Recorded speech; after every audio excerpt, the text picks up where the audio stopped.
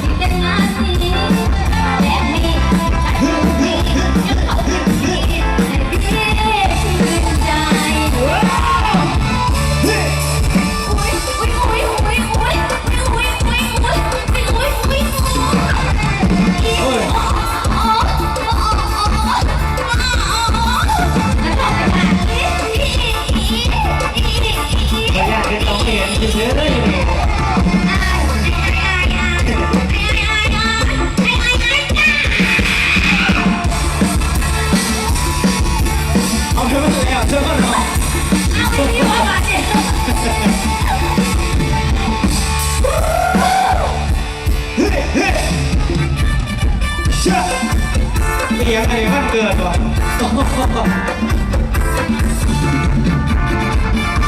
เชื่อเชื่อเชื่อ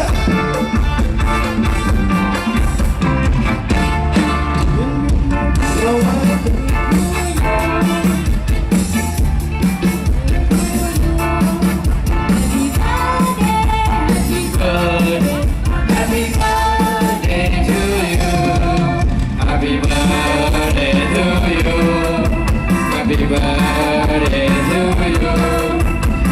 birthday, happy birthday, happy birthday to you. Birthday to you. Birthday to you. Birthday, happy birthday to you.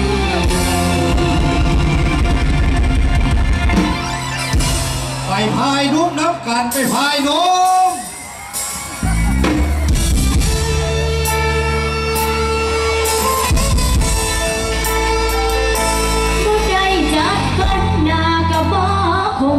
บ่ได้มีน้ำใหญ่ๆคือเขา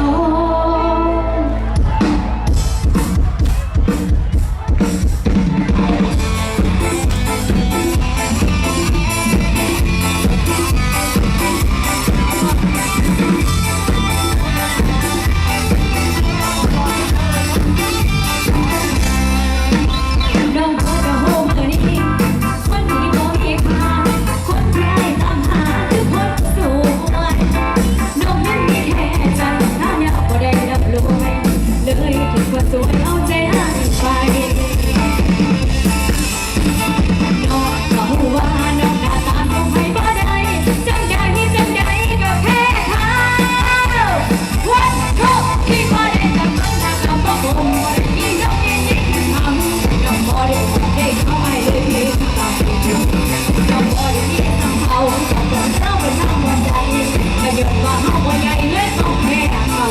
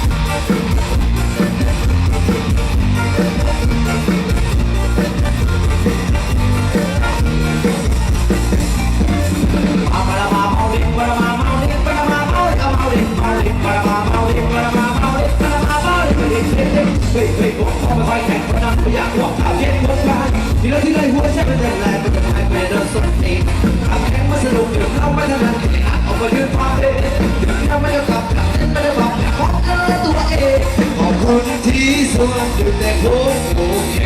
รู้ว่ามาดามาเมาดิมาดามาเมาดิมาดามาเมาเมาดิเมาดิมาดามาเมาดิมาดามาเมาดิมาดามาเมาดิฉันนมปังฉันโคลาโคลาโคลาฉันน้ำแตงโมปังฉันโคลาโคลาโคลาอ้าวมันจะมาโดนละมีเอฟสาวได้ไหมล่ะกูจะขับมาดีคนขับรถเพื่อจะกินแต่น้ำมันอับเก่งมันจะหนุกเราไม่จะดันแอร์ดัดออกมาถึงฟังเพลงเราไม่จะจับจักเต้นไม่ได้พับพบเจอตัวเองขอบคุณที่สวนถึงแต่ผมโอเคว้ามาดามาเมาดิมาดามาเมาดิมาดามาเมาดิเมาดิเมาดิมาดามาเมาดิมาดามาเมาดิมาดามาเมาดิฉันนมปังฉันโคลาโคลาโคลาฉันน้ำแตงโมปังฉันโคลาโคลาโคลาฉันนมปังฉันโคลาโคลาโคลาเฮ้เฮ้เฮ้เฮ้เฮ้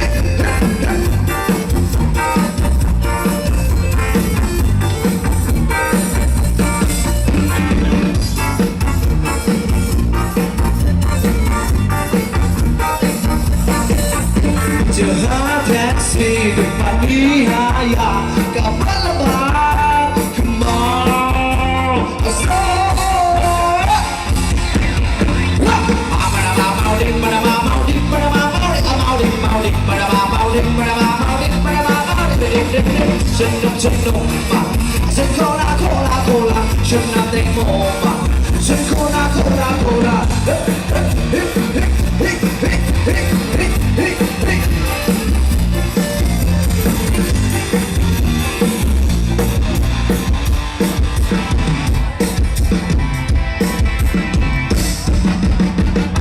คนโสด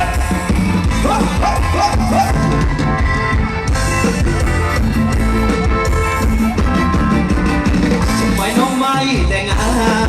นจะอยู่อีกนานเท่าไรสักขอบสูตรความเศร้าให้น้องตายหรือรอใครกันหนอวันเดียวก็แก่เกินกันไม่เหลือขึ้นข้าเกินทางใครจะมาเพียงพอและไม่ตามในวัยชราย่อนยานวันแต่งงานเธอจะมัวแต่มองข้ามผ่านเดี๋ยวแต่ไปยกกำลังไม่สงสารวันคือสวรรค์เลยน้องทำไมน้องไม่แต่งงานหรือน้องต้องการคนหล่ออารูปร่างอย่างพี่ก็ดีพอมาเถอะน้องมาแต่งงานกันผู้สาวท่าโพสขอเสียงดังๆหน่อยเด้อว่าแต่งงานเถอะน้องอย่ามัวแต่มองข้ามผ่านเดี๋ยวได้ไปยกขบานที่สงสารว่าคือสวรรค์เลยน้องทำไมน้องไม่แต่งงานหรือน้องต้องการคนหล่ออารูปร่างอย่างพี่ก็ดีพอมาเถอะน้องมาแต่งงานกันขอมือนะพี่น้องขอมือ